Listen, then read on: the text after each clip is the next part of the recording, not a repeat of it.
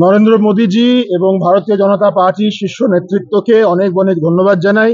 আমার উপরে যে আস্থা উনি বিশ্বাসটা ওনারা রেখেছেন, ওনাদের বিশ্বাস ভাঙা যাবে না।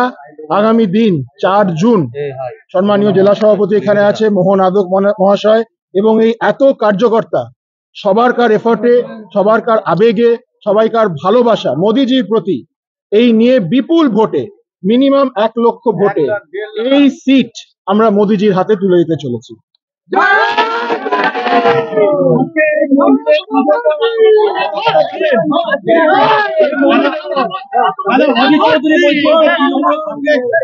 বিজেপির একটা সেটিং রয়েছে, আবার বলুন।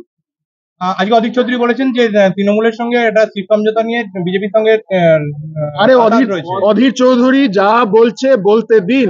আজকে সেটিং থাকলে অধিকাংশ নেতা মন্ত্রী জেলে, আজকে সেটিং থাকলে এই যে 100 দিনের কাজ, চিটিং এর টাকা, এগুলো হিসেব দিতে পারছে না, এগুলো যে আমরা বারবার হিসেব চাইছি, এই চাইছি, এগুলো কি সেটিং এর? অধীরদা যাই বলুক বলুক, উনি ভয় পেয়ে যাচ্ছেন, কারণ কংগ্রেস দুর্নীতিতে ডুবে আছে, কংগ্রেসও দুর্নীতিতে ডুবে আছে। উনি ওনার সিট হেরে দিতে পারেন, তাই জন্য উনি হয়তো এই কথাগুলো বলছেন।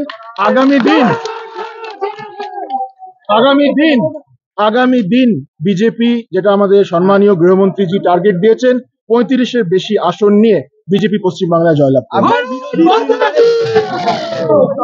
আরেকবার বলুন।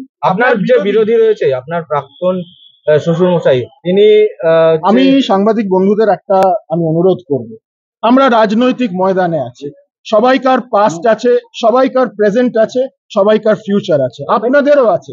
এটা হলো রাজনৈতিক ময়দান। উনি সামনে যিনি আছেন, উনি একজন সিনিয়র লয়ার, আমিও একজন লয়ার হিসেবে ওনাকে সম্মান করি, কিন্তু উনি যেই পার্টির প্রতিনিধি হয়ে এখানে দাঁড়িয়েছে, সেই পার্টি আজকে দুর্নীতিতে ডুবে আছে, চুরিতে ডুবে আছে। আজকে তাদের মুখ রাখার এই বাংলায় জায়গা নেই। উনি সেই পার্টি থেকে এখানে দাঁড়িয়েছে। যুক্ত লড়াই হবে, চোখে চোখ মিলে, কাঁধে কাঁধ মিলে ওনাকে লড়াই হবে। কতটা কঠিন হবে?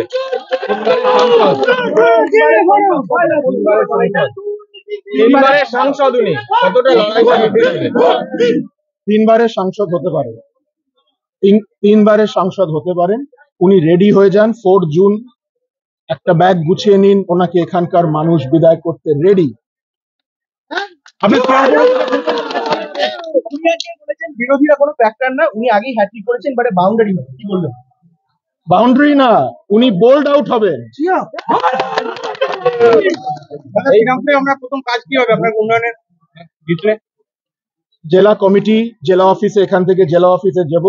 ভারতীয় জনতা পার্টি যারা কার্যকর্তা আছে, জেলা অফিসে বসে জেলা সভাপতি যেভাবে এখানে জিনিসটা কার্যক্রম ওনারা সাজাবেন, সেভাবে আগামী দিন আমরা প্রচারে নামবো। বিজেপি একটা সাংগঠনিক দল, সংগঠনই আমাদের শক্তি। আমরা তার মাধ্যমে আমরা নামবো এবং টিএমসি কে হারিয়ে দেখাবো।